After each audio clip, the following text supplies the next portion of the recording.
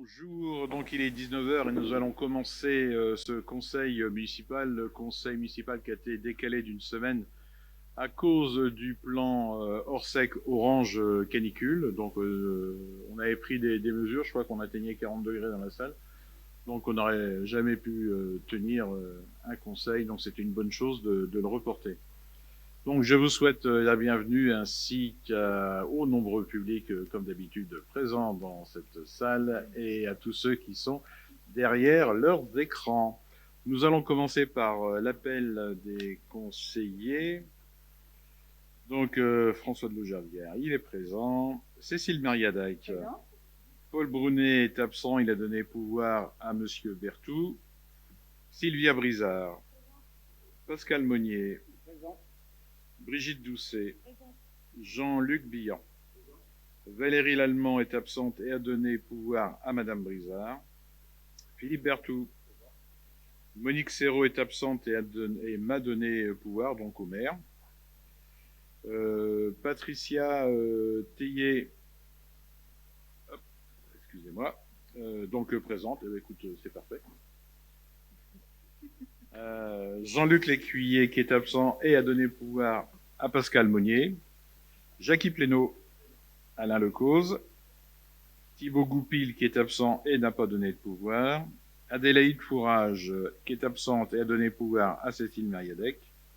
Thomas Lecam, Virginie Merlet, Mathilde Kerfourne, Christian Proux, il est absent, il n'a pas donné de pouvoir. Mathieu Dabin, Jean-Michel Moussu, Christian Dréan.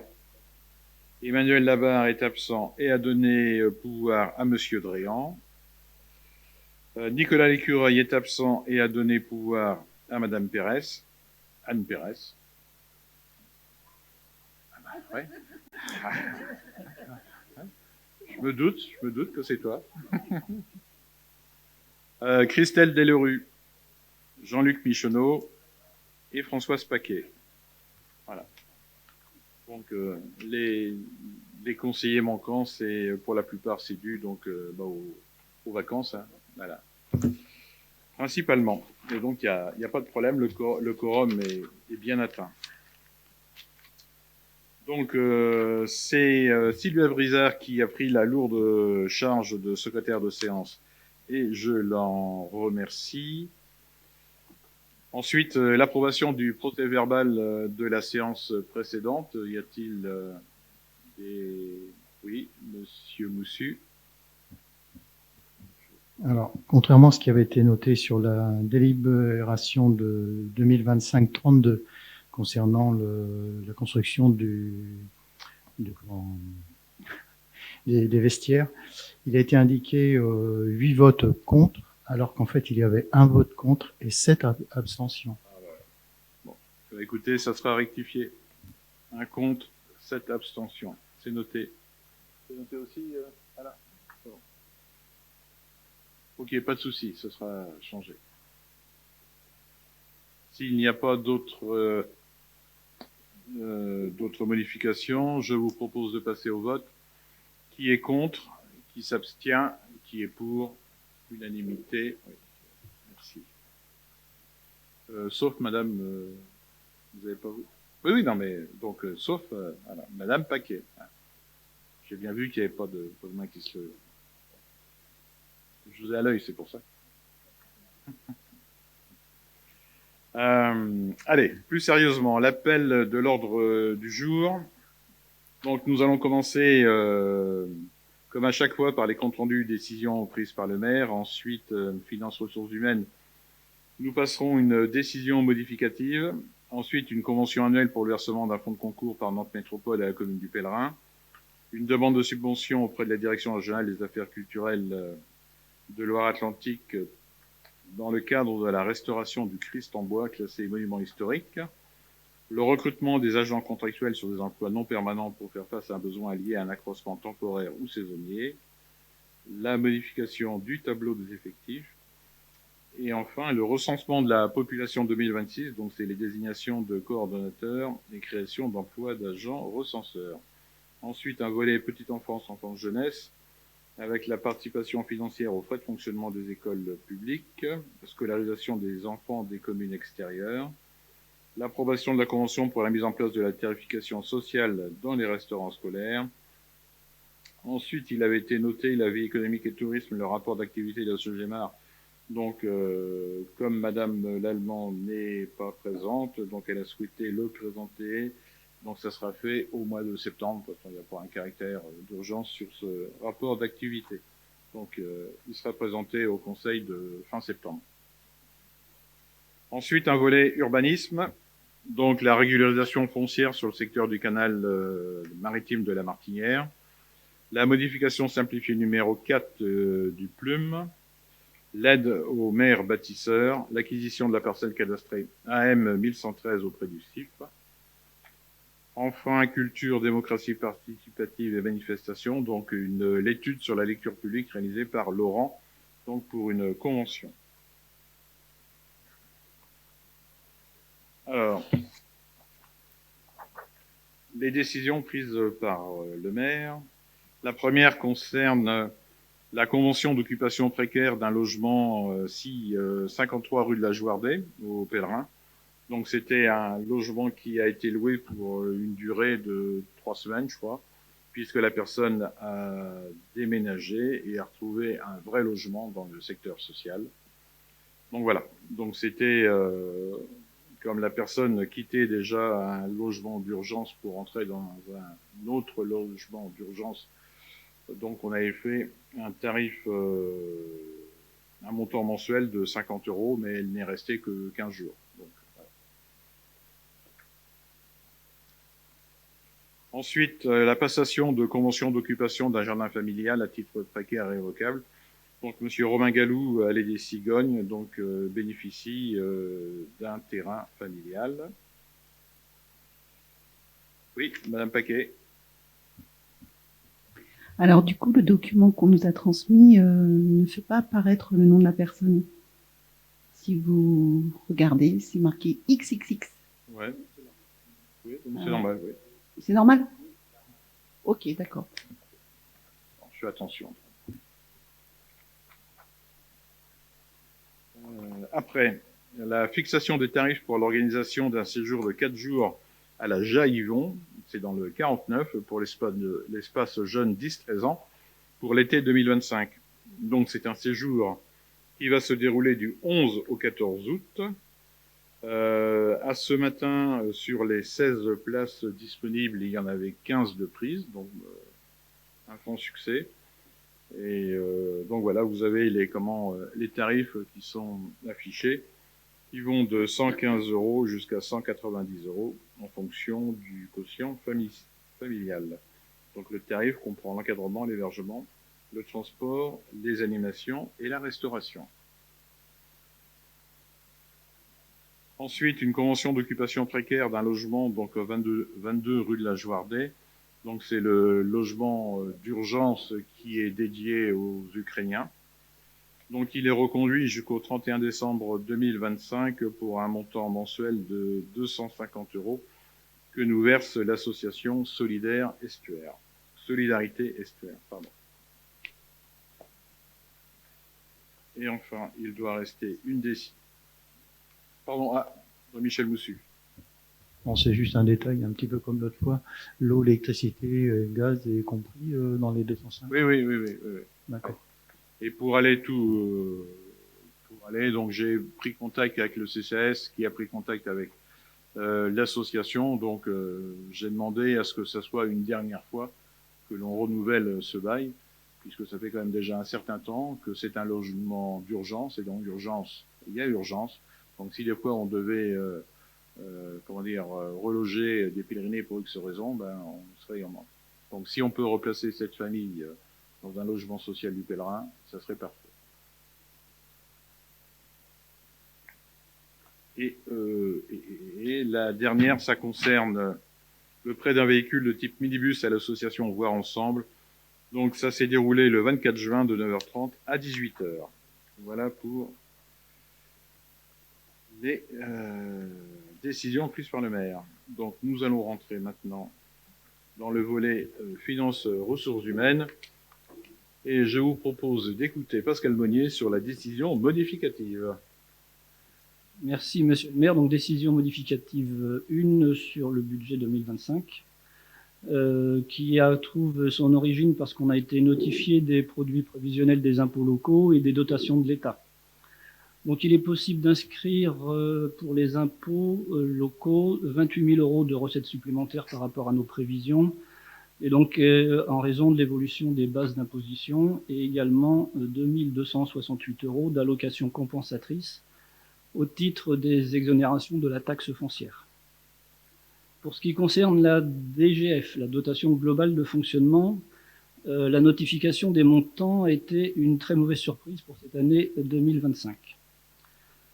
La DGF est donc composée de 3 dotations. La dotation forfaitaire, pour laquelle il convient de réduire la prévision de 2 909 €. La prévision était de 700 000 €. Et également la prévision de la DNP, la dotation nationale de péréquation, s'ajuste avec une baisse de 306 €. Donc elle représente un montant d'environ 80 000 €. Et enfin, la troisième composante de cette dotation globale de fonctionnement comprend la DSR, la dotation de solidarité rurale. Cette dotation comprend elle-même 3 fractions: la DSR Bourg-Centre, la DSR Péréquation et la DSR Cible. Pour le pèlerin, la DSR Bourg augmente de 10 488 € et la DSR de péréquation de 6 099 €. Mais il apparaît qu'en 2025, la commune du Pèlerin sort de l'éligibilité de la DSR Cible, qui était d'un montant de 147 000 € en 2024. Alors cette DSR Cible, c'est une fraction qui est destinée aux 10 000 premières communes de moins de 10 000 habitants en France, qui sont classées en fonction d'un indice synthétique basé sur le potentiel financier et sur le revenu moyen des habitants par rapport à un groupe de référence. Je vais essayer de trouver une formulation pour être un peu clair, mais c'est encore plus complexe que ça. En 2024, la commune était en 9530e position, donc éligible à la DSR Cible. Et en 2025, au vu de ces nouveaux ratios, elle est désormais positionnée en 10 273e position. Donc elle sort de l'éligibilité de cette DSR Cible. Une commune sortant de l'éligibilité d'une des 3 fractions est garantie l'année de la sortie, et uniquement à l'année de la sortie, de percevoir 50% du montant de l'année précédente. Donc l'année dernière, on avait perçu 147 000 € au montant arrondi, donc on va toucher aux alentours de 70 000 €. Au total, la prévision de la DSR, qui était de 615 000 € au moment du BP, est donc en baisse de 54 248 €. Cette décision modificative a également pour objet de basculer les dépenses occasionnées par la reprise des concessions en état d'abandon de la section de fonctionnement vers la section d'investissement, et ce pour un montant de 30 188,02 €. Donc comptablement, cela se traduit par les moins 16 000 € qui apparaissent en charge générale au chapitre 11, et également la recette de 14 188,02 € qui correspond à l'annulation d'une écriture de dépenses rattachée à l'exercice. Voilà. Et donc tout ça, on va le basculer en section d'investissement à l'opération 201 bâtiment. On peut peut-être présenter à ce moment-là, basculer, oui, donc c'est bon, sur la section d'investissement, pardon. Et donc l'opération 201 bâtiment, le cimetière étant considéré comptablement comme un bâtiment communal.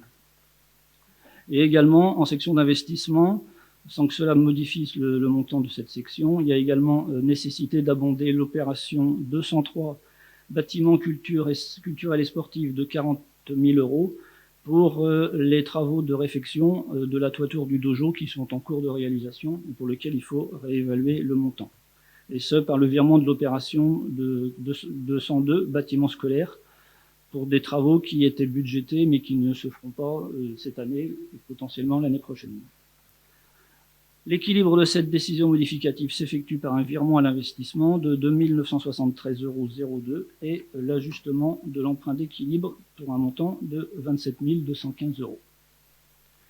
La commission finances du 18 juin avait donné un avis favorable. Avez-vous des questions sur cette DM? Madame Paquet.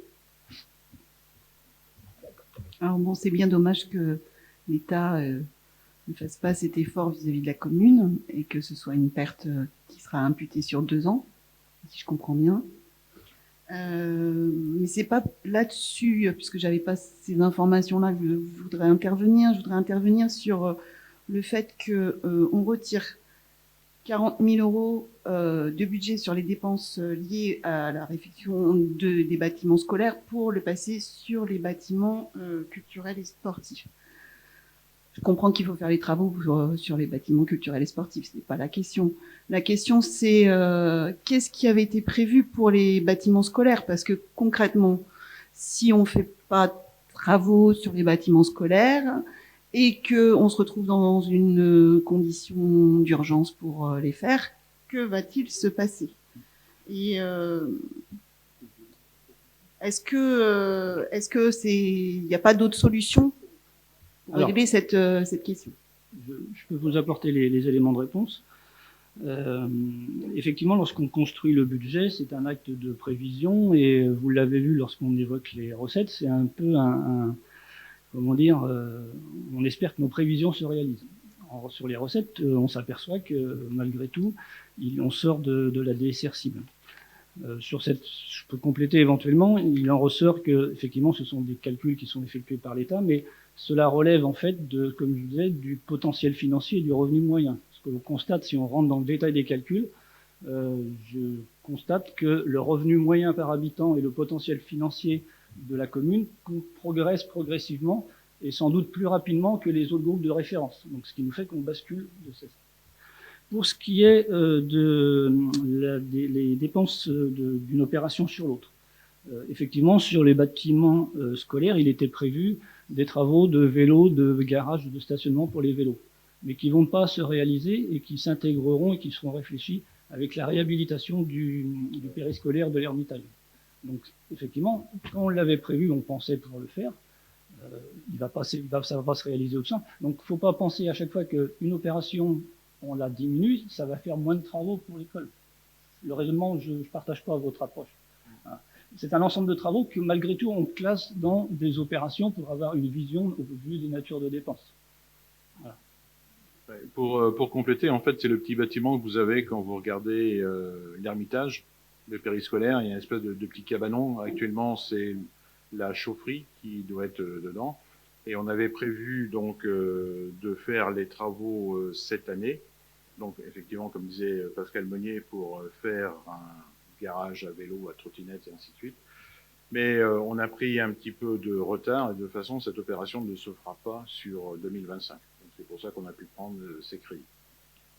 Et pour finaliser ma réponse, effectivement, on n'a pas trop le choix parce que lorsque l'on vote le budget, notamment sur le poste par opération, bâtiments culturels et sportifs, on avait prévu un montant concernant la réhabilitation le toit de la toiture du dojo. Les travaux avançant, j'ai pas le détail de tous les éléments techniques, mais voilà, il y a des coûts supplémentaires.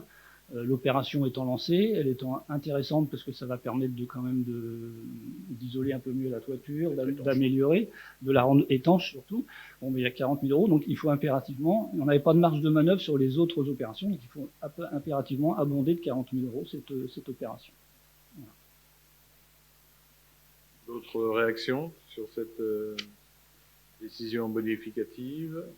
Écoutez, s'il n'y en a pas, nous allons passer au vote. Le conseil municipal est invité à approuver la décision modificative numéro 1, autoriser monsieur le maire ou l'adjoint délégué à signer tout document nécessaire à l'exécution de la présente délibération. Qui est contre? Qui s'abstient? Levez franchement la main parce que qu'on comprenne bien. Donc là, on dit qui est contre. Donc voilà. Donc monsieur Michneau, madame Paquet. D'accord. Qui s'abstient? Voilà, donc AEP. Qui est pour le reste du monde. C'est bien. Ensuite, nous passons une convention annuelle pour le versement d'un fonds de concours par Nantes Métropole à la commune du Pèlerin. Donc c'est un vieux marronnier qui passe tous les ans et qui nous est présenté exactement par Jean-Luc Billan. Bonsoir à toutes et à tous. Donc, convention annuelle pour le versement d'un fonds de concours par Nantes Métropole à la commune du Pèlerin. Nantes Métropole a décidé, lors du Conseil métropolitain du 28 juin 2016, de soutenir financièrement les communes membres de l'EPCI qui assurent la gestion de sites à vocation touristique et à rayonnement extracommunal. Ce dispositif prévoit des montants de fonds de concours variables en fonction de la fréquentation, de la nature du lieu et de sa connexion avec les branches touristiques identifiées par la métropole. Le fonds de concours est attribué annuellement.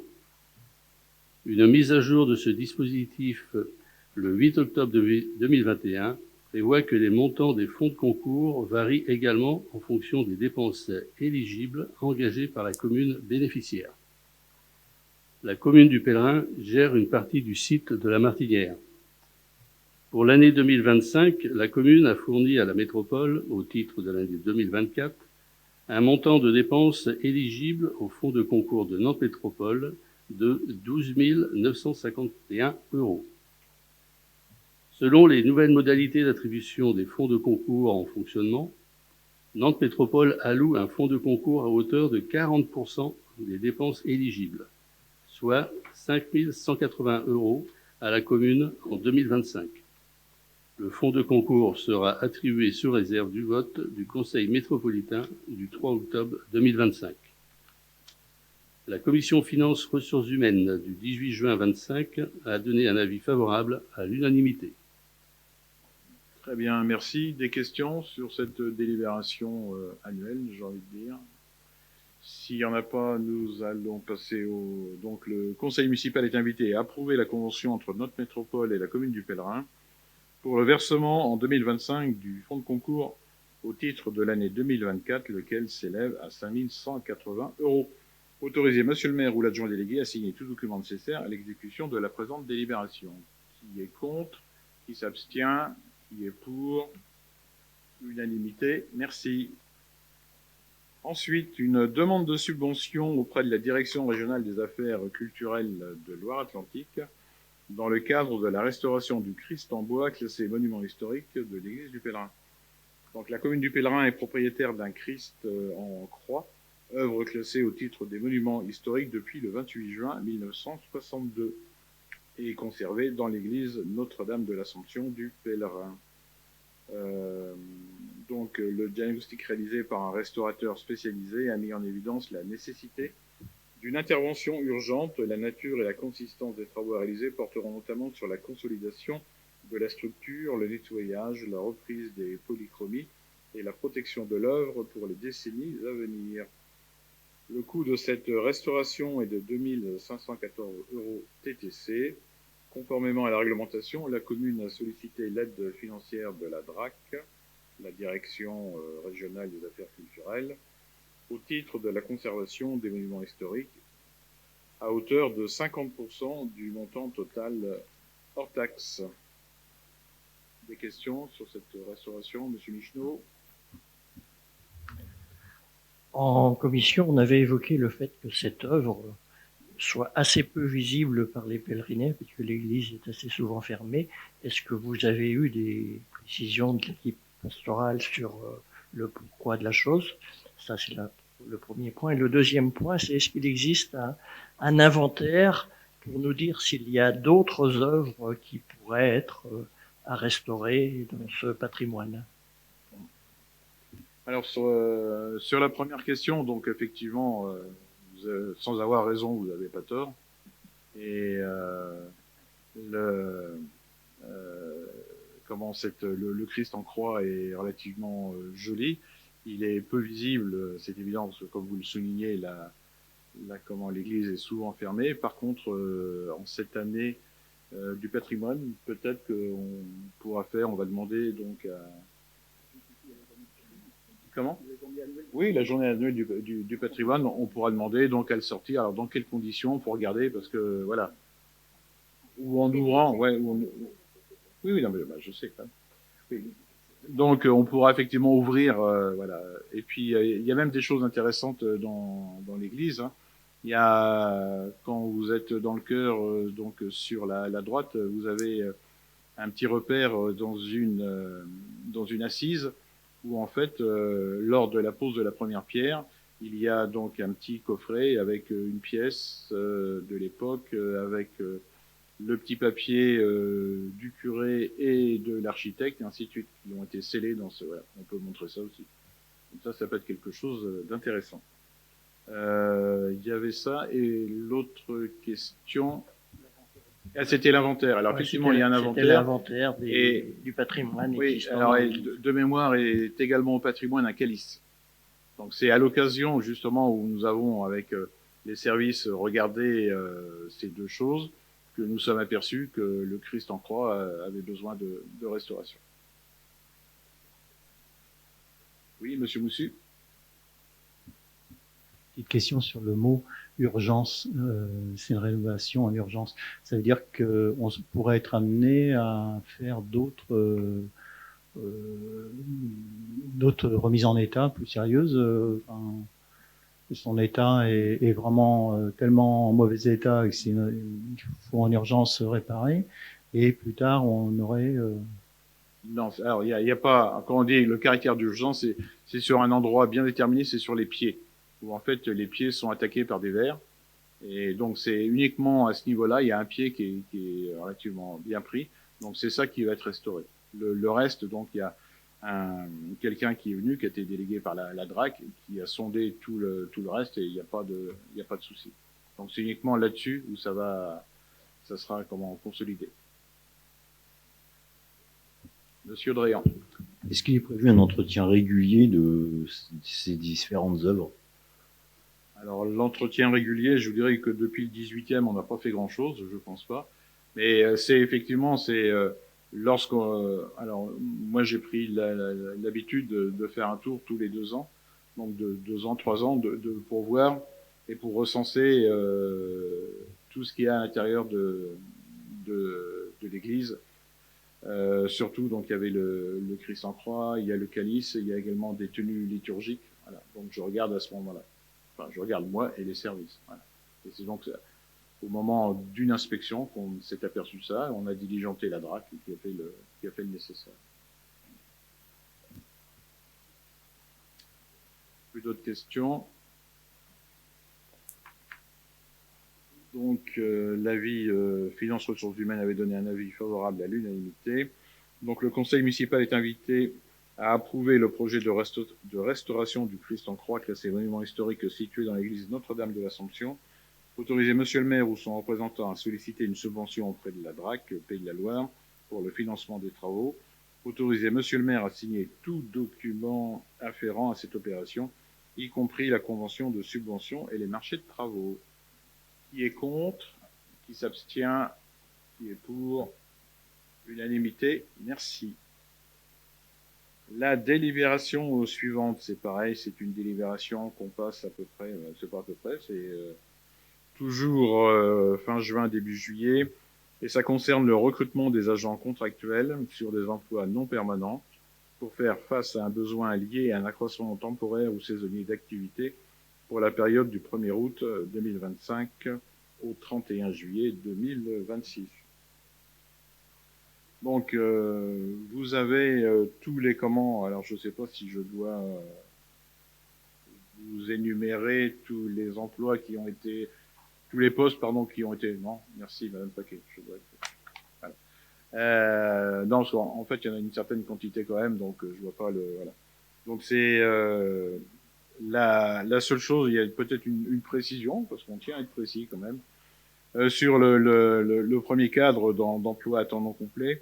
Donc, il y a une petite erreur, très petite erreur, sur les 6 emplois à temps non complet à raison de 5,50e, de 5,50 35e. En fait, c'est 5,83e, 35e. Précision. Donc, ah non, mais quand faut être précis, faut être précis. Voilà, bah, écoutez,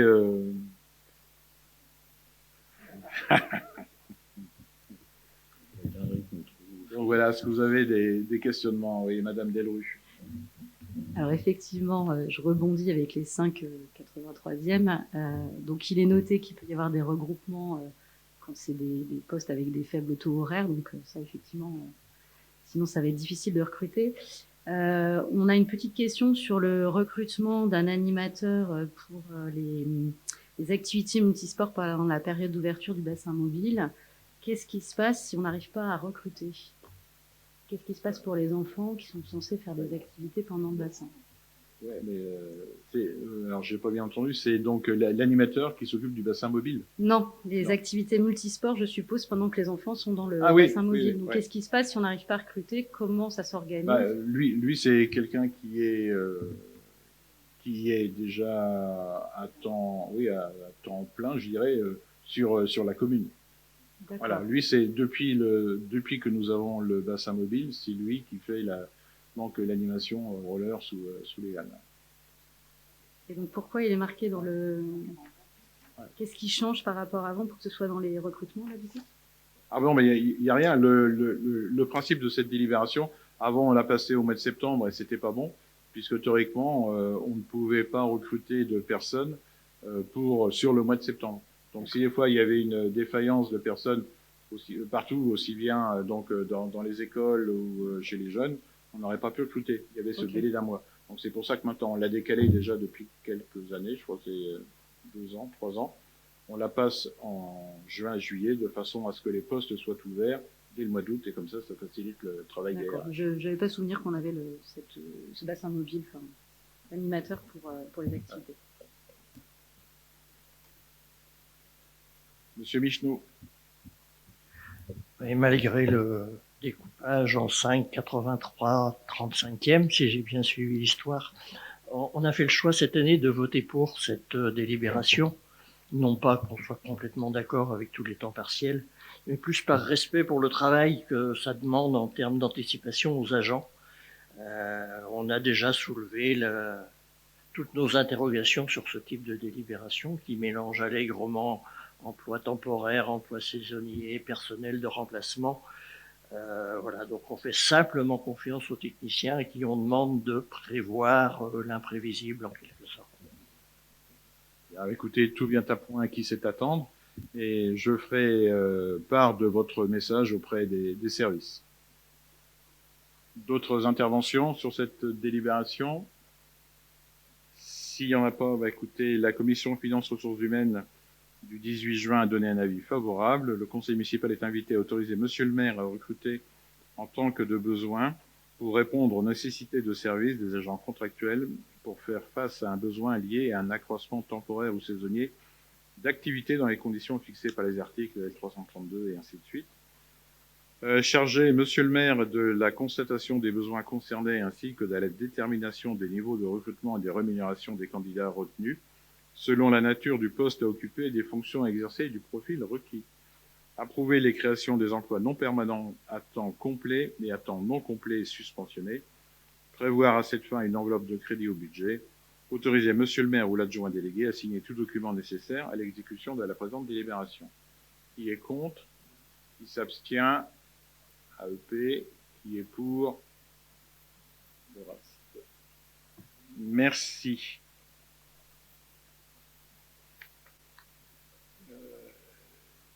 Oui, alors, voilà, c'est ça. Donc la délibération suivante concerne le recensement de la population en 2026. Il y en a une autre? Eh ben oui, effectivement. C'est juste pour savoir s'il y en a qui suivent. Effectivement, il y en a qui suivent. Donc la modification du tableau des effectifs. Donc pour les besoins du service urbanisme et à la suite de la mutation d'un agent, une procédure de recrutement pour le poste d'instructeur des droits du sol a été lancée. Ce poste est ouvert aux 2 premiers grades du cadre d'emploi de technicien et du cadre d'emploi de rédacteur, ainsi que des 3 grades du cadre d'emploi des adjoints administratifs.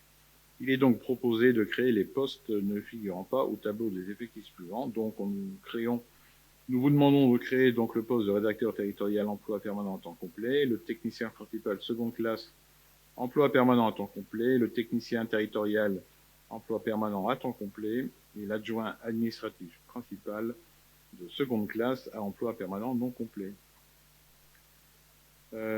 Conformément à l'article 332-8 du Code général de la fonction publique, le recours à un contractuel est possible sous réserve du constat infructueux du recrutement d'un fonctionnaire.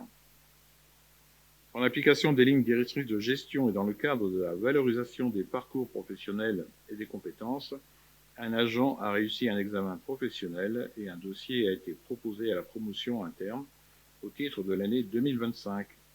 Il est donc proposé de créer les postes suivants: d'adjoint administratif principal de seconde classe emploi permanent à temps complet et un poste de rédacteur territorial emploi permanent à temps complet. Avez-vous des questions? Madame Paquet. C'est plus des remarques. Effectivement, la liste d'aptitudes est parue pour le centre de gestion de Loire-Atlantique le 1er juillet. Donc, toutes nos félicitations aux agents qui sont promus. Et ce que je voulais savoir, c'est à partir de quand ils seront donc positionnés sur leur nouveau grade ou nouvelle catégorie. Au 1er septembre. D'accord. Donc pendant 3 mois, ils ne touchent pas le revenu qu'ils auraient pu attendre. J'aurais pu dire au 1er décembre. Ce serait encore pire, monsieur le maire. Voilà. Non, au 1er septembre, c'est la règle. Généralement, c'est comme ça que l'on fait. Alors, petite question subsidiaire. Est-ce que le CST est informé? Je sais que c'est pas obligatoire, mais comment procédez-vous à ce niveau-là? Ah bah nous avons eu un CST, c'était la semaine dernière, oui. Et il y a aucun problème. Okay. Non, je me doute les qu'il y a membres pas de problème. CST, non, les membres du CST sont informés. Et encore, les membres du CST sont informés, je crois, c'est pour la fermeture des postes et pas la création. Et dernière question, est-ce que ce serait possible d'avoir du coup le dernier organigramme mis à jour? Sans aucun problème, il vous sera fourni. Ok, merci. C'est bon, c'est noté? C'est bon. D'autres questions sur ces modifications du tableau des effectifs? S'il n'y en a pas, nous allons donc la commission en finance sur les ressources humaines. Ah oui, il manque un. Donc, le conseil municipal est invité à approuver la création des postes suspensionnés, approuver la suppression des postes suspensionnés, modifier le tableau des effectifs, approuver le tableau des effectifs joints en annexe, inscrire au budget les crédits correspondants, autoriser monsieur le maire ou l'adjoint délégué à signer tout document nécessaire à l'exécution de la présente délibération. Qui est contre? Qui s'abstient? Qui est pour? Unanimité. Merci. Donc, nous passons bien au recensement. Donc, la commune du Pèlerin va être recensée en 2026. Ils auraient pu trouver un autre moment parce que ça va tomber pile poil avec les élections municipales, mais bon. C'est comme ça. Donc, recensement de la population 2026, désignation de coordonnateurs et création d'emplois d'agents recenseurs. Donc, il y a une modification par rapport au dernier recensement. Surtout en termes salarial. Puisque nous allons créer 12 emplois d'agents recenseurs, donc nous avons reçu des membres de l'INSEE qui nous ont dit, qui nous ont indiqué le nombre qu'il fallait pour le Pèlerin, donc ce nombre de 12. Et la rémunération est de la façon suivante, comme vous pouvez la voir. Donc c'est 5,50 € par logement. Une prime Internet et de qualité d'un montant de 150 € pour les agents ayant eu un retour Internet de plus de 75%. Un forfait kilométrique d'un montant de 100 € pour les plus grands districts et 80 € pour les 2 demi-journées de formation INSEE uniquement pour les agents recenseurs suppléants. Donc la commune percevra en contrepartie une dotation de recensement de l'INSEE qui est de mémoire inférieure à 50% du montant. Des questions sur ce recensement. Donc nous étions au 1er janvier, c'était facile à retenir. 5555. On verra l'évolution. Très bien, écoutez, nous allons passer au vote. Le conseil municipal est invité à autoriser monsieur le maire ou l'adjoint délégué à nommer un coordinateur principal et un coordinateur suppléant afin de mener l'enquête de recensement pour l'année 2026. Autoriser monsieur le maire à recruter par contrat 12 agents recenseurs dans les conditions indiquées ci-dessus. Qui est contre? Qui s'abstient? Qui est pour? Unanimité, merci. Nous rentrons maintenant dans un volet petite enfance, enfance, jeunesse. Et avant de laisser la parole à Cécile Mériadec, je tiens à répondre personnellement à une question posée en commission concernant les coûts de la piscine. Voilà, donc pour 2025, le coût de la piscine, donc de mai à juillet, revient pour la commune à 13 098 €. Si vous voulez, je pourrais vous laisser le tableau comme ça. Ah, quelle efficacité dans les services. Voilà, et je laisse donc la parole à Cécile Mariadec. Bonsoir. Donc cette première délibération est une délibération que l'on passe tous les ans à cette période. En fin d'année scolaire, le montant des tarifs appliqués pour les enfants hors commune scolarisés sur le Pèlerin est fixé par l'ORAN, l'agence d'urbanisme de l'agglomération nantaise. C'est un tarif qui est actualisé par rapport à l'évolution de l'indice INSEE sur les prix à la consommation hors tabac. Pour l'année 2024-2025, un élève école maternelle coûte 503 €. Et pour un élève en école élémentaire, les ULIS inclus, cela s'élève à 356 €. Nous appliquons ces tarifs pour les communes métropole et hors métropole.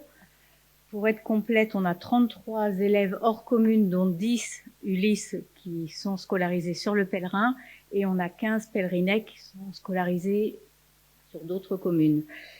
Voilà. Nous n'accordons pas de dérogation, sauf pour les cas qui sont notés dans la note que vous avez eue, obligation professionnelle, enfin ce genre de choses. Voilà. Avez-vous d'autres questions?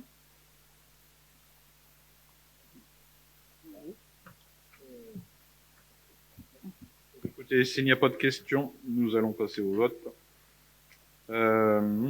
Donc, le conseil municipal est invité à approuver les tarifs présentés ci-dessus, à autoriser monsieur le maire ou l'adjointe déléguée à la petite enfance, l'enfance et la jeunesse à signer tout document nécessaire à l'exécution de la présente délibération. Qui est contre? Qui s'abstient? Qui est pour? Unanimité. Merci. Ensuite, délibération suivante concerne l'approbation de la convention pour la mise en place de la tarification sociale dans les restaurants scolaires présentée par Cécile Mariadec. Donc, la commune du Pèlerin bénéficie de ce dispositif depuis 2021. Il s'agit de lutter pour l'accès aux services de restauration scolaire des enfants issus de familles défavorisées. Il s'agit des familles dont le quotient familial est inférieur ou égal à 1 000 €. Dans le cadre d'une grille tarifaire progressive calculée selon les revenus et le nombre d'enfants du foyer, l'État verse à la commune une aide financière de 3 € par repas servi au tarif maximal de 1 €.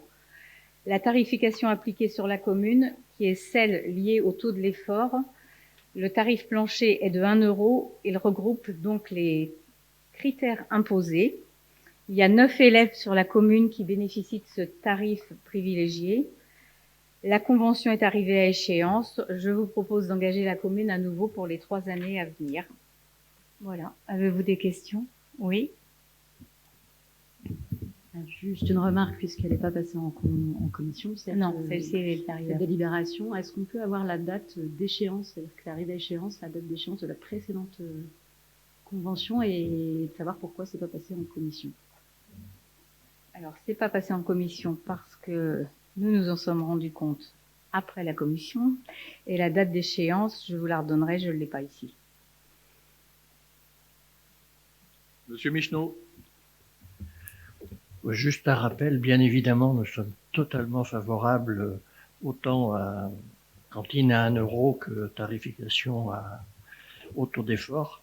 Ce sont des mesures qu'on vous a un petit peu soufflé, puisque en 2021, on était déjà là, et qui faisaient partie de notre programme. Alors, je sais bien qu'on n'est pas tout à fait encore en campagne, mais c'est l'occasion d'en parler. Monsieur Michneau, je vais finir par vous regretter, en fait. Mais c'est devenu un peu un tennis-ballon ou quelque chose comme ça, donc ça va peut-être me manquer, mais on verra bien. Ouais. Très bien. D'autres remarques, d'autres questions? S'il n'y en a pas, écoutez, nous allons passer au vote. Le conseil municipal est invité à approuver la convention triennale de tarification sociale des cantines scolaires. Autoriser monsieur le maire ou l'adjointe déléguée de la petite enfance, enfance et la jeunesse à signer tout document nécessaire à l'exécution de la présente délibération. Qui est contre? Qui s'abstient? Qui est pour? Unanimité. Merci. Alors, Oui, vas-y. Juste, comme on parlait restauration scolaire, je voulais juste vous présenter un livre de recettes qui a été à l'initiative de l'Amicale laïque, projet école. Ils ont présenté sous forme de chevalet une compilation de recettes qui a été faite avec la participation des 3 écoles publiques. Et comme notre restauration scolaire et notre chef en particulier est à l'écoute des enfants et de ce qui se fait sur les temps scolaires, la cuisine centrale, elle a testé une partie de ces recettes pour validation grandeur nature. Voilà, je voulais qu'on souligne leur travail. Et on souligne également le travail des services qui ont été très présents sur ce projet. C'est bien.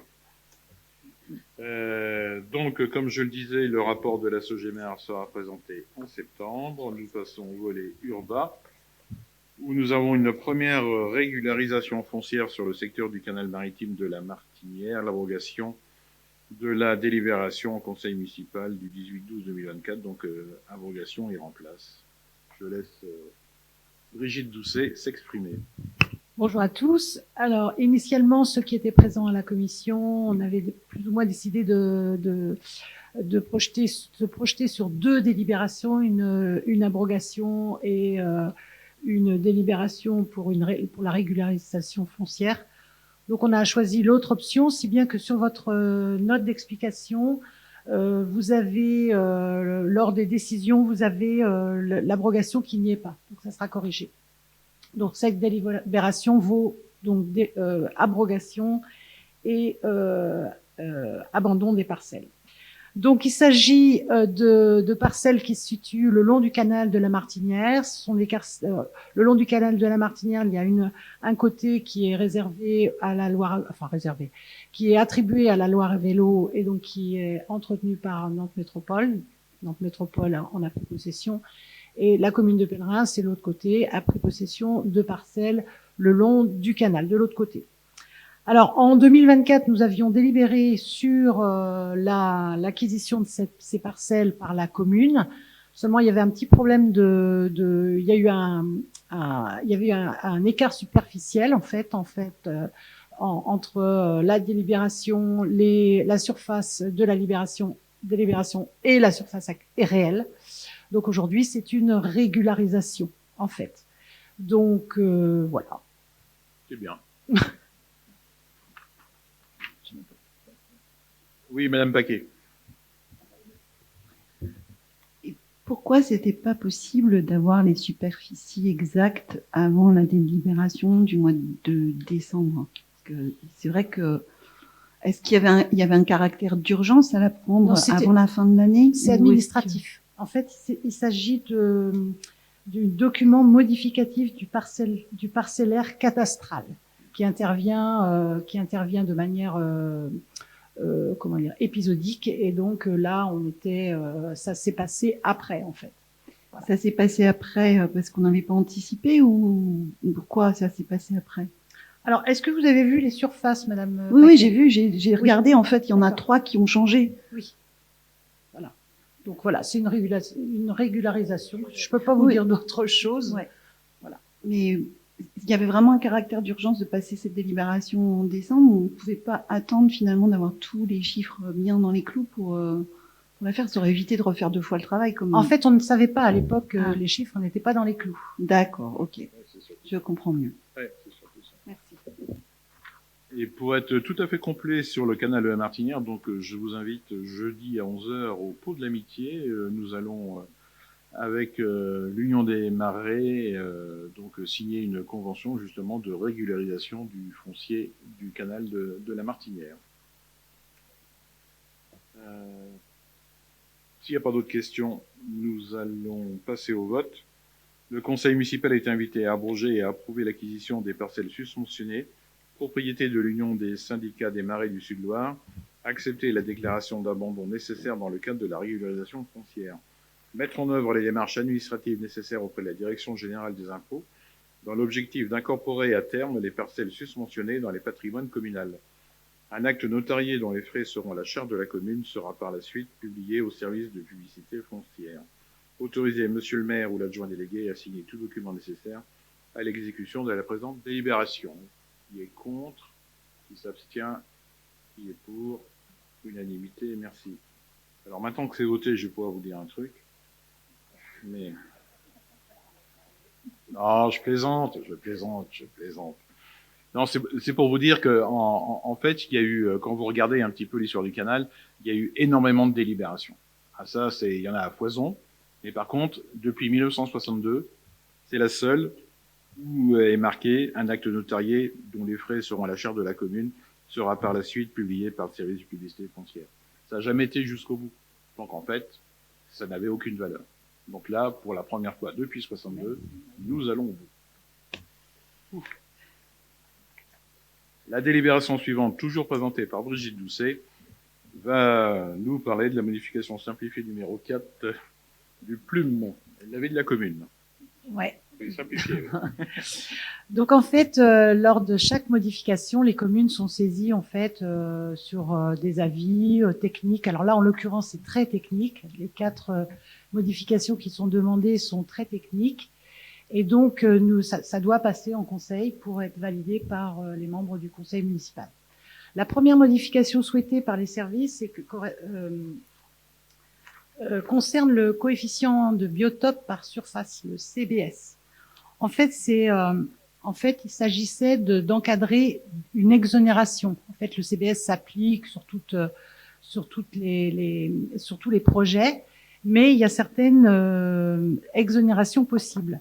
Et donc, notamment sur une exonération, c'était surtout sur dans la limite des 50 mètres carrés d'extension. Si vous faites dans votre logement, si vous faites une extension de 50 mètres carrés, vous êtes exempté du CBS.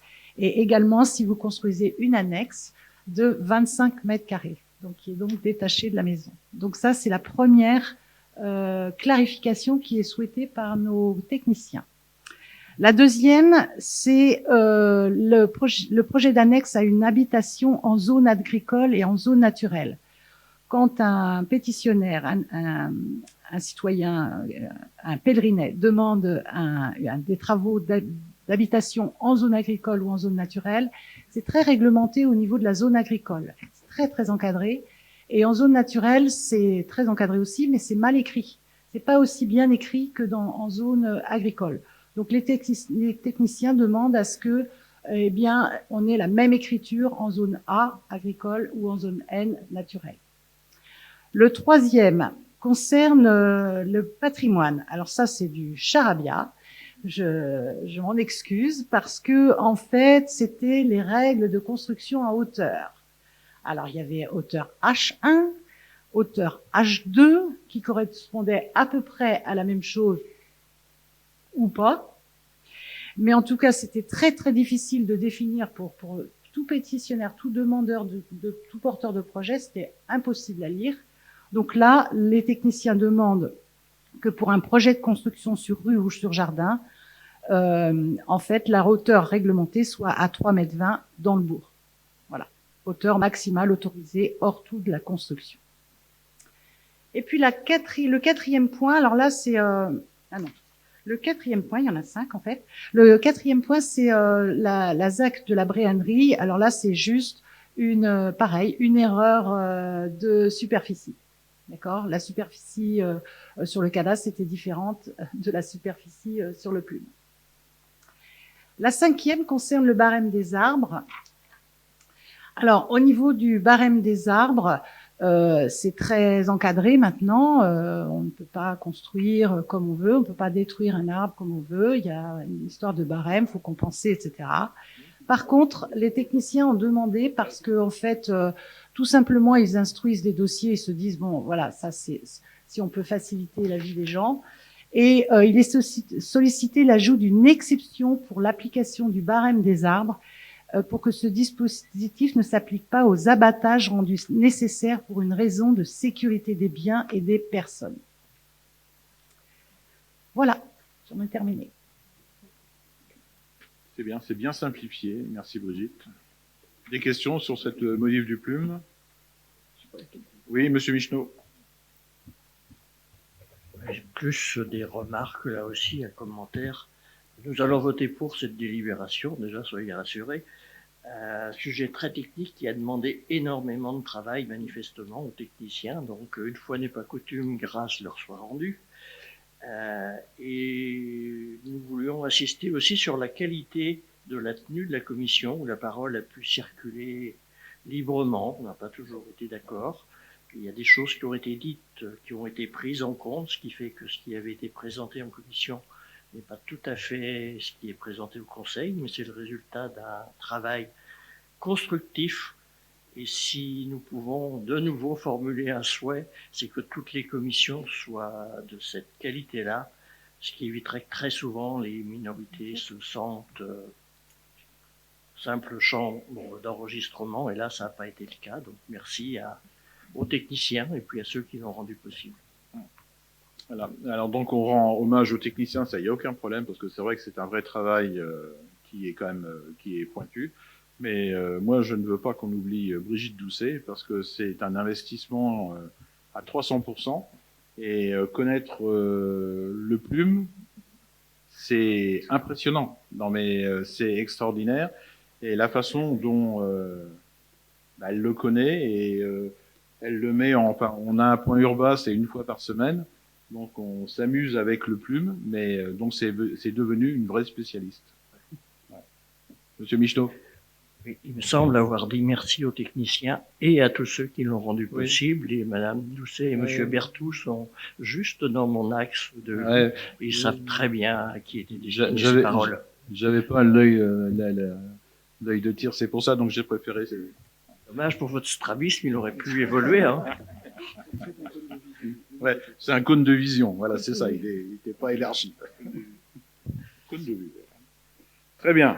Bon, s'il n'y a plus d'autres remarques, nous allons passer au vote. Le conseil municipal est invité à émettre sur le projet du plan local d'urbanisme métropolitain modifié les observations exposées ci-avant.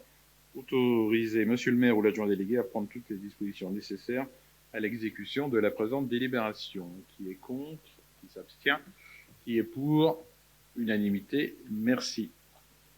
Délibération suivante, toujours présentée par Brigitte Doucet. Elle concerne l'aide aux maires bâtisseurs. Alors, dans le cadre du Fonds vert pour l'accélération de la transition écologique dans les territoires et pour répondre aux besoins de logement des Français, l'État accompagne la relance de la construction durable à travers un dispositif d'aide aux maires bâtisseurs. Celui-ci prend la forme d'une subvention et vise à aider des communes pour le financement d'équipements publics. Alors, ça varie entre 1 000 et 5 000 euros par logement selon les caractéristiques, logements sociaux, performance énergétique, entre autres.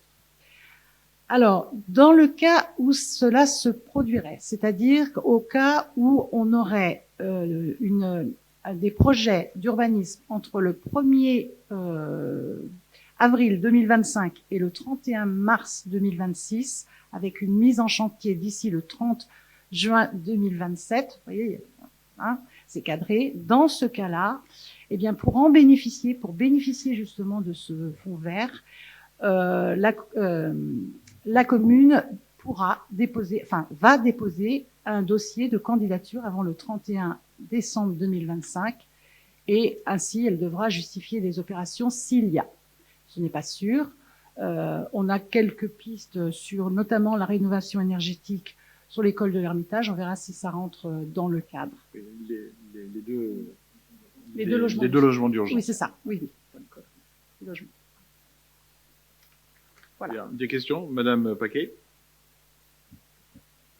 Alors, effectivement, je suis allée voir les différents dispositifs du Fonds vert et je me suis interrogée parce que maire bâtisseur concerne des mesures assez précises. C'est 100 millions d'euros qui sont prévus pour soutenir les maires qui portent des projets d'accélération de la construction de logements neufs dans une logique de densification de l'habitat et de lutte contre l'étalement urbain. Une prime modulable par les préfets en fonction des besoins locaux sera accordée aux logements sociaux et à ceux présentant la meilleure efficacité environnementale. Donc là, vous avez des projets qui vont rentrer dans ce cadre-là? Alors, pas nécessairement, pas de logement neuf. Il n'y a pas de projet pour l'instant de logement neuf, mais ça peut se décanter. un privé, par exemple, peut venir avec un projet de construction. Et on peut rajouter qu'il faut au moins 2 logements pour bénéficier de cette aide. Et ça, on maîtrise, si vous voulez, le temps, on maîtrise pas forcément les porteurs de projets, en fait, à titre privé. Nous, on sait ce qu'on va faire, puis nous, on sera pas dans les clous dans les projets de la commune. On sera pas dans les clous dans les dates. Mais par contre, il peut y avoir. Et là, le logement d'urgence, enfin voilà, peut-être qu'il peut rentrer dans ce cadre-là. Et du coup, j'ai quand même beaucoup de mal à comprendre pourquoi on va faire une délibération sur un projet qui reste très très flou, alors que si on continue à voir ce qu'il y a dans le fond vert, il existe une proposition qu'on aurait tout à fait pu saisir, puisqu'il s'agit de la mise en œuvre de la rénovation énergétique des bâtiments publics. Alors, la salle Cassin, et là, c'est une aide à 80%. Non, donc, est-ce que vous l'avez sollicité? Ça, on l'a fait et on l'a eu. Très bien. Bon, bah, super. Ça c'est pour la rénovation du périscolaire. Mais après, donc... René Cassin. Dans du périscolaire. Donc, on s'arrête au rez-de-chaussée et on va pas sur les 2 logements d'urgence. Donc, c'est pour ça qu'on a fait la demande. Après, on l'aura pas, ça sera pas fait. Mais au moins, on a fait la demande, ça ne coûte rien. Et si potentiellement on peut avoir pour cette aide pour les 2 logements d'urgence, ça sera du bonus. D'accord. Et c'est suggéré par les services. Hein. Oui, mais ça, pas de problème. Mais on a parlé tout à l'heure des problèmes de toiture dans ce bâtiment et on est quand même obligé de faire une délibération modificatrice. Et là, vous avez dit tout à l'heure, Monsieur Monnier, que ça pouvait permettre d'avoir une meilleure isolation. Est-ce qu'on n'était pas éligible pour ce type de travaux au fond vert? Je pose la question. J'ai parlé effectivement d'amélioration énergétique, mais le point d'entrée, c'était l'étanchéité. Donc, il n'est pas qualifié de rénovation en tant que rénovation. Donc, en même temps, en améliorant l'étanchéité, on améliore un petit peu, mais c'est pas la vocation comme la rénovation énergétique du périscolaire, qui lui a vraiment constitué pour ça. Voilà. Mais vous pouvez être sûr, Madame Paquet, que les services sont vraiment à l'affût de la moindre aide gouvernementale concernant nos affaires. On sait que le fonds vert aujourd'hui a été diminué, donc on sait que c'est compliqué. Donc c'est un peu pour ça aussi préparer des dossiers si des sujets on a très peu de chances de les obtenir. Est-ce que c'est pas aussi engorger les services de travail? Enfin bon, voilà, c'est des vraies questions. Hein. Non, parce qu'on peut avoir des opportunités. Et ça serait dommage de passer à côté. Ça, on est d'accord. Voilà. Simplement, c'est un engagement. Oui. Ok, merci. D'autres questions sur cette délibération? S'il n'y en a pas, nous allons passer au vote. Le conseil municipal est invité à autoriser monsieur le maire ou l'adjointe déléguée à déposer auprès des services compétents un dossier de candidature pour l'aide au maire bâtisseur. Autoriser monsieur le maire ou l'adjointe déléguée à signer tout document nécessaire à l'exécution de la présente délibération. Qui est contre? Qui s'abstient? Qui est pour? C'est parfait. Unanimité. Ensuite, nous allons passer, toujours présenté par madame Doucet, l'acquisition de la parcelle cadastrée AM 113 auprès du CIF. En fait, c'est une petite parcelle qui est, je ne sais pas si vous voyez, là, il y a 114 mètres carrés. 114 et 113 juste en bas, une espèce de triangle.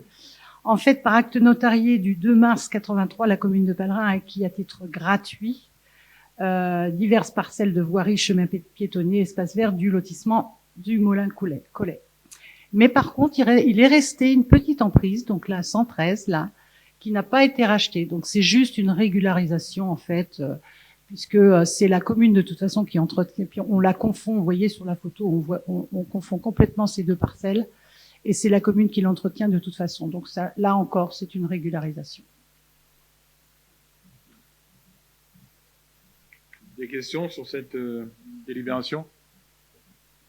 S'il n'y en a pas, nous allons passer au vote. Donc le conseil municipal est invité à approuver l'acquisition de la parcelle cadastrée AM113 d'une contenance de 114 mètres carrés, libre de toute occupation, parcelle cédée gratuitement par le CIF, les frais d'acte étant à la charge de l'acquéreur. Autoriser monsieur le maire ou l'adjointe déléguée à l'urbanisme à signer tout document nécessaire à l'exécution de la présente délibération. Qui est contre?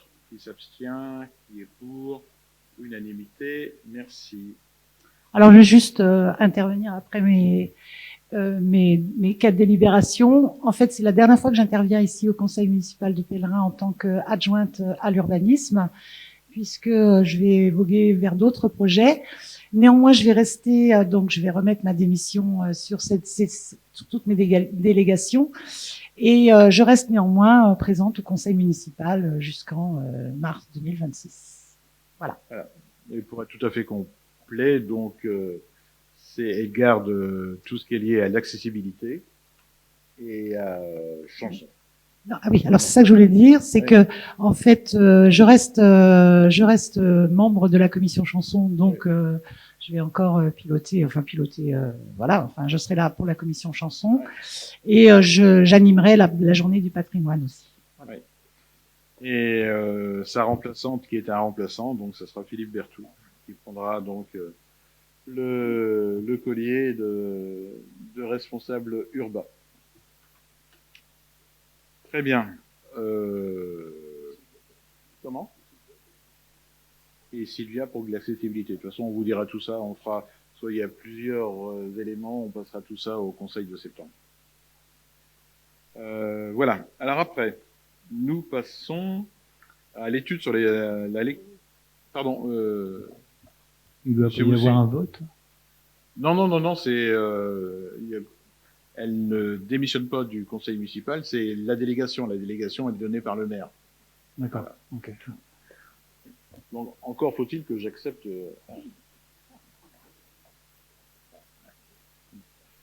Donc, je reviens sur la délibération suivante qui concerne l'étude sur la lecture publique réalisée par Laurent. Donc, c'est pour une convention. Donc,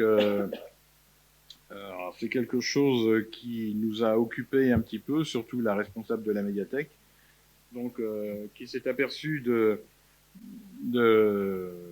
choses qui n'étaient pas forcément légales dans la convention. Il y a eu des allers-retours qui ont été faits avec Nantes Métropole, qui est donc à l'initiative de cette convention. On a même été jusqu'à demander à notre délégué à la protection des données, donc celui qui gère le RGPD, donc d'intervenir, de regarder le dossier, d'être notre interface avec la métropole et de demander sur certains points qu'est-ce qu'il y en était exactement. Donc toutes les questions soulevées par notre DPO a été validées par la métropole. Donc nous pouvons sans aucune crainte valider la convention sur la lecture publique. Voilà. Pour ça c'était l'avant-propos. Dans la présentation, donc c'était afin d'établir un diagnostic de l'état de la lecture publique sur son territoire. Nantes Métropole a confié à Laurent la réalisation d'une étude sur l'offre des bibliothèques médiathèques à l'échelle des 24 communes de la métropole.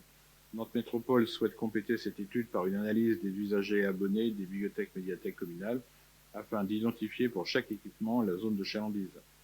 Pour réaliser cette étude, Laurent doit pouvoir disposer des fichiers abonnés, donc c'est ce qui posait problème quand même, de l'ensemble des établissements communaux pour en extraire les profits détaillés des usagers. S'agissant de données à caractère personnel et dans le respect de la réglementation en vigueur, donc c'est le règlement européen sur la protection des données, dit RGPD, d'une part, et la loi informatique et liberté d'autre part, Nantes Métropole se propose de servir d'intermédiaire entre la commune et Laurent.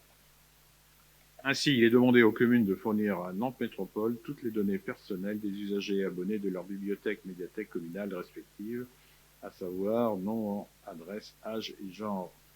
Nantes Métropole s'engage à anonymiser ces données personnelles via un géocodage, puis géotraitement avant de les transmettre à Laurent en vue de leur exploitation dans le cadre de l'étude en cours. Afin de régler les modalités de ces partages de données, il vous est proposé de conclure la convention ci-jointe qui précise les obligations et engagements réciproques des parties. Je pense que oui. Allons-y. Je suis un peu surpris parce que vous avez redit que la métropole avait besoin du nom, de l'âge de la personne, alors que sur la nouvelle mouture, c'était marqué identifiant. Donc j'aimerais avoir une précision sur ce que veut dire l'identifiant. Et puis si vous me permettez, je vais même peut-être carrément vous lire ce que nous relevons et qui nous pose problème. Donc en termes de sécurité, cette nouvelle mouture de la convention de lecture avec Nantes Métropole ne nous semble pas encore complètement satisfaisante. Je rappelle que notre référent sur la RGPD avait signalé plus d'une dizaine de points problématiques. Mais s'il y a des changements notables, il reste des points qui nous semblent encore poser problème. Le premier point, donc l'article 2, le nom de la personne est remplacé par l'identifiant, donc quel est le sens de ce mot, qu'est-ce que cela implique. Dans l'article 3.2, les transferts des données à un sous-traitant, il est dit uniquement à l'intérieur de l'Union européenne, sauf que la ligne suivante donne une possibilité de faire des transferts hors de l'Union européenne. Au-delà d'être contradictoire sans être un spécialiste du droit international, cela représente de notre point de vue un risque de non-application du droit européen, car les lois s'appliquent à ceux qui les ont signées. Article 3.3 et article 3.4, quand et comment les personnes seront informées de l'utilisation de leurs données, sachant au passage que le sous-traitant est censé avoir un fichier anonymisé, donc comment peut-il les prévenir, et le vote de la convention et le transfert des fichiers se feront avant le délai de 3 mois légal de publicité, parce qu'il faut que les gens soient informés, donc auprès des personnes donc concernées. Comment le droit de s'opposer des personnes pourra-t-il s'exercer avant ce transfert? Voilà les questions qui restent en suspens. Alors moi, je ne suis pas non plus un spécialiste, c'est pour ça qu'on a fait appel à notre DPO, donc qui est une société qui intervient une fois par an en mairie pour regarder si tout est entre guillemets RGPD. Donc je vais vous lire ce qu'il m'a envoyé. Alors ça commence mal, il dit bonjour madame, mais c'est oui, je vous conseille fortement de faire une délibération et de signer la convention. La convention est une obligation de contrat de sous-traitance à signer avec tous les sous-traitants dans le cadre du RGPD. Cette action sera menée fin 2025-2026 vers les autres sous-traitants de la collectivité. Et dans cette action de donner à bonne médiathèque avec nos ajouts sur la délibération et la convention, cela permet d'intégrer les échanges avec Nantes Métropole, donc leur réponse, dans les documents et de pouvoir nous retourner contre eux en cas de litige. Voilà. Donc à partir du moment où moi j'ai l'accord du DPO, voilà, je considère que la convention elle est bonne. Et je précise donc elle a eu des allers-retours entre donc la responsable de la médiathèque, le DPO et Nantes Métropole. Oui, Madame Paquet. Oui. Ouais, si vous me permettez. Par contre, ce qui est dommage, c'est que nous, on a eu la première mouture du référent, de la RGPD. On n'a pas eu la deuxième mouture parce qu'en fait, il y avait eu un deuxième échange avec la métropole et qui relevait encore des points. Donc, il ne me semble pas qu'il y ait eu un troisième échange de la part de ce référent-là, validant cette éventuelle délibération, quoi. Écoutez, moi je vous propose, monsieur. Il y a quand même l'histoire des 3 mois, normalement, de publicité. Donc les gens, là, c'est pas 3 mois qu'ils vont avoir. Hein. Donc il y a un problème, là. Et est-ce que on peut pas se retourner contre nous? C'est-à-dire que, sachant que c'est nous qui possédons le fichier, si on le transfère, c'est nous qui avons donné la possibilité que ces documents soient détournés, quoi. Non, mais justement, c'était notre inquiétude, justement, parce qu'au terme de la loi, au début, comme c'était présenté par la métropole, oui, nous aurions pu être attaqués par les personnes. Et là, donc, les modifications qui ont été apportées par notre DPO et par la métropole sur la convention, donc fait que maintenant, c'est, je dirais, c'est clair. Écoutez, moi, au niveau de la convention, la nouvelle convention qui a été réécrite par la métropole n'est pas suffisant. Enfin, un autre point de vue n'est pas suffisamment clair. Donc, on leur donne un blanc-seing, quoi. Bah, écoutez, après, c'est chacun fera comme il le souhaitera. Oui, bien sûr. Mais... Ouais, moi, je vous dis, on a fait appel. C'est pas moi ni les services qui ont pris ça tout seul. On a fait appel à un professionnel. Donc voilà. Donc lui. on se fie à lui. Oui, alors, Madame Paquet, qui était avant. Ouais.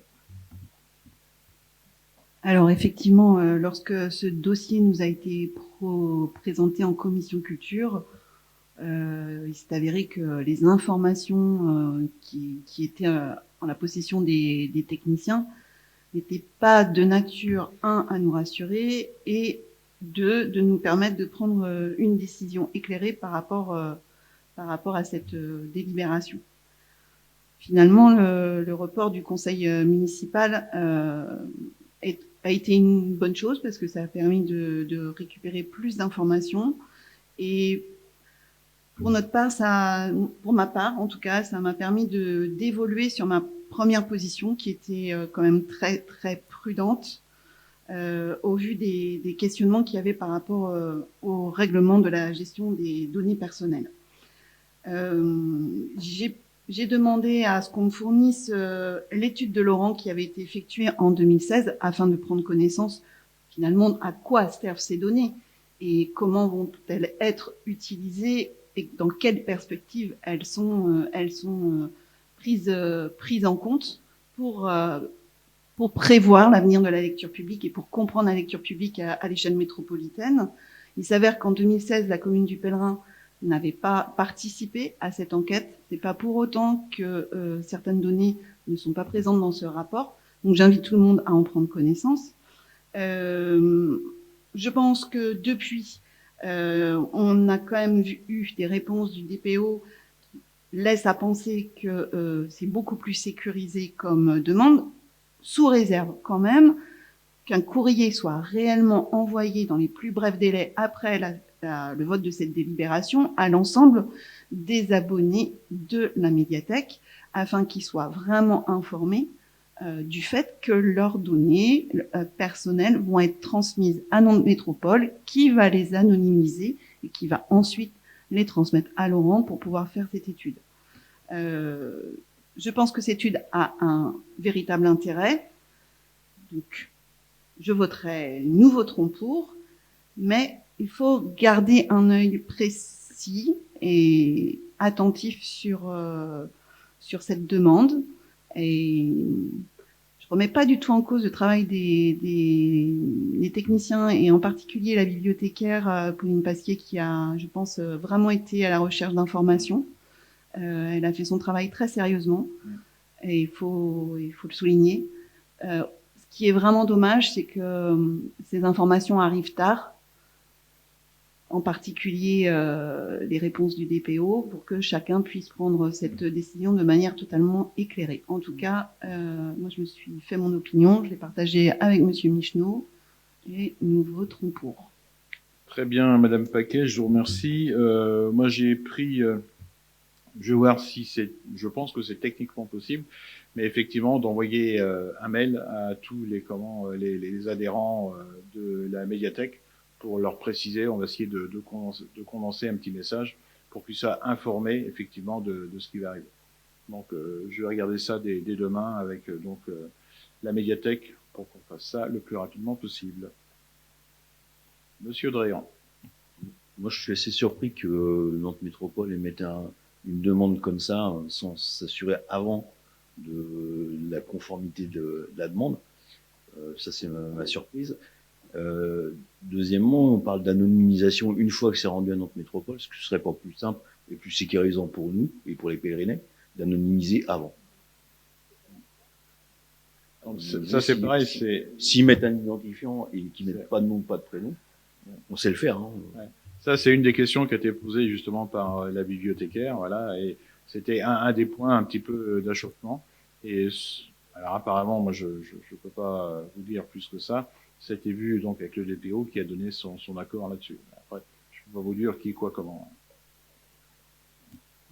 Monsieur Moussu. Je me permets encore d'intervenir. Surtout que la bibliothécaire, il semblerait qu'elle aurait pu anonymiser en interne. Oui, je suis d'accord avec vous. C'est un peu, voilà. Pourquoi prendre des risques? Un temps, on a essayé de savoir si on pouvait pas faire nous-mêmes. Et puis après, si on le faisait nous-mêmes, je crois qu'on n'était pas intégré dans les bases de la métropole.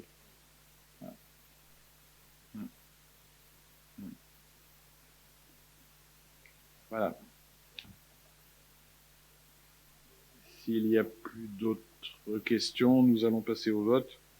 Le conseil municipal est invité à approuver la convention ci-jointe à conclure entre Nantes Métropole et la commune du Pèlerin afin de régler les modalités de partage et traitement des données personnelles des usagers abonnés de la bibliothèque médiathèque dans le cadre de l'étude réalisée par Laurent sur l'état de la lecture publique sur le territoire métropolitain.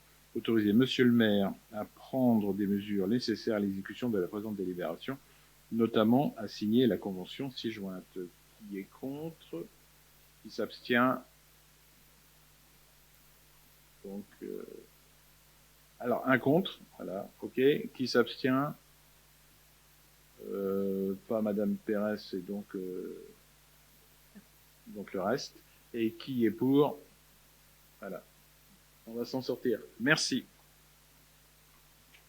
Avant d'aller à la question, parce qu'il n'y a qu'une seule question qui a été posée, je voudrais juste revenir sur un petit mot que j'ai oublié de vous dire tout à l'heure, mais c'est pas grave. Ça concerne je souhaitais passer une délibération donc sur le carré militaire sur le cimetière qui sera installé pour le 11 novembre. Donc on n'a pas eu le temps, on a reçu les devis, le dernier devis a été reçu aujourd'hui, donc c'était vraiment très court. Donc je voulais vous dire simplement que au bout d'un certain temps quand même, et grâce au service et à l'arrivée de la nouvelle responsable qui est à l'accueil, qui est au service à la population et qui gère le cimetière, donc nous allons pouvoir avoir un carré militaire. Pour cela, nous allons déplacer le monument de 1870 que personne ne voit quand il rentre dans le cimetière par le portail principal, le monument qui est à gauche, qui est de forme pyramidale. Donc on va le transporter là où il sera visible et on mettra donc tout autour tous les pèlerinés morts pour la France. Voilà, donc c'est ce qu'on appelle un carré militaire. Donc je voulais vous en faire part dès maintenant.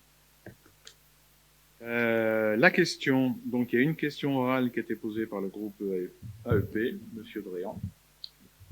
Nous avons aperçu des panneaux mentionnant Brin, La Montagne, Boueil, Saint-Jean-de-Boiseau sur un projet de liaison cyclable.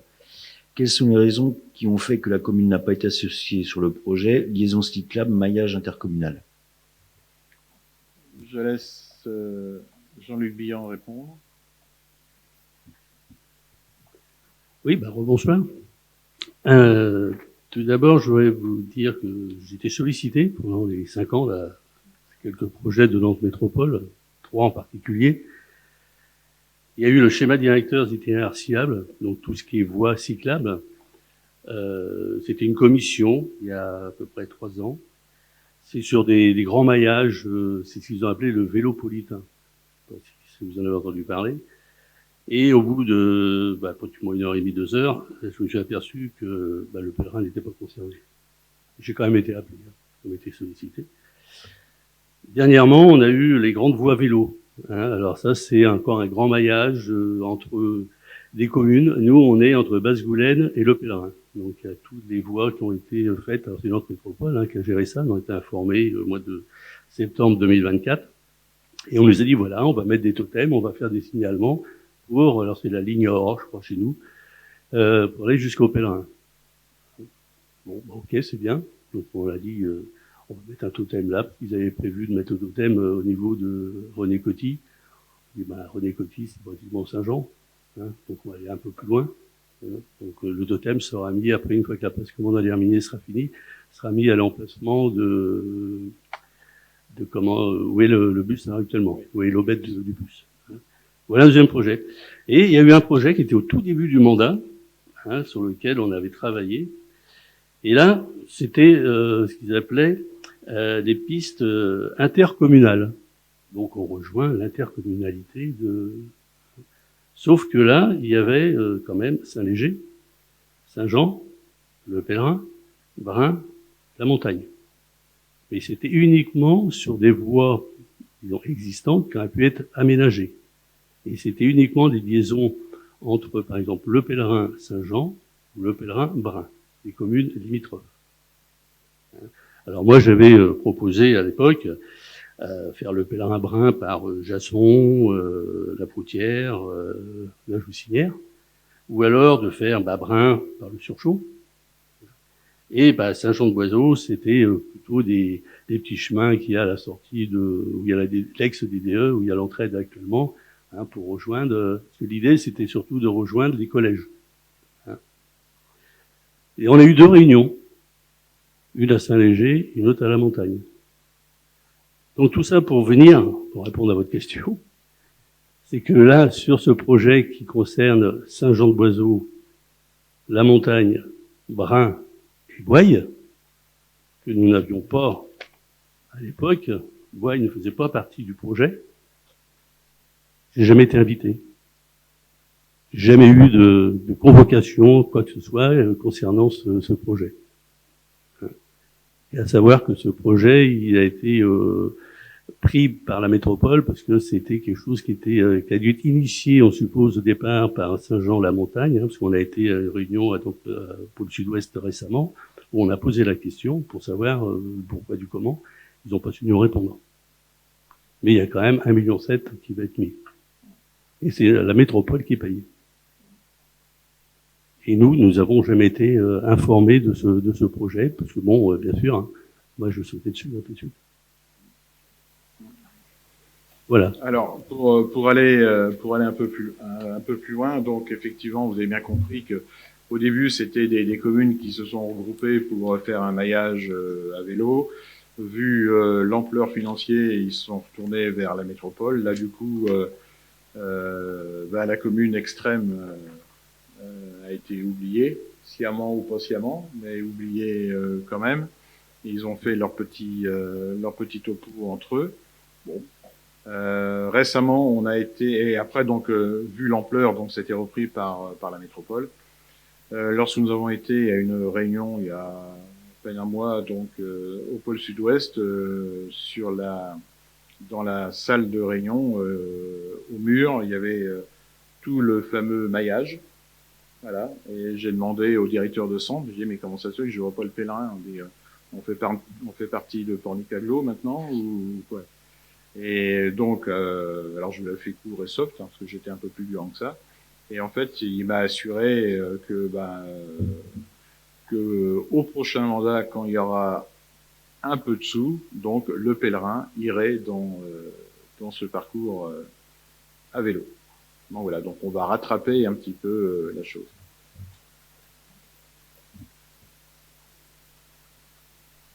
Bien, écoutez, il n'y a pas de bonne équipe qui ne se sépare. Donc, je vous souhaite à tous de très bonnes vacances. Et puis, j'espère vous retrouver en pleine forme. Donc, le prochain conseil, c'est le 30 septembre. Voilà. Très bonne soirée à vous tous.